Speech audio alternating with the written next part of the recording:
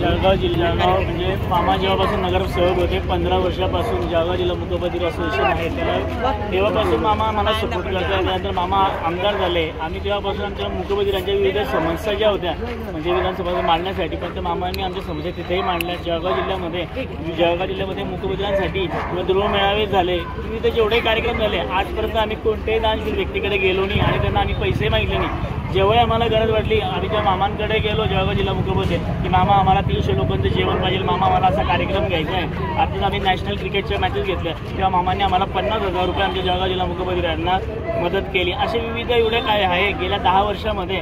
आणि त्याच्या पहिले मामा तर म्हणजे नगरसेवक होते तेव्हापासून पण मामाने आम्हाला मुकबधीरांना कधीच आम्हाला एकटं सोडलं नाही आणि आज तो आहे म्हणून जळगाव जिल्हा मुकबधीर असोसिएशन कायम त्यांच्या सोबत राहील आणि ह्या इलेक्शनमध्ये आमच्या जळगाव जिल्ह्यामधले सगळे मुकबधीर बांधव त्यांना पाठिंबा देण्यासाठी या ठिकाणी आलेले आहेत।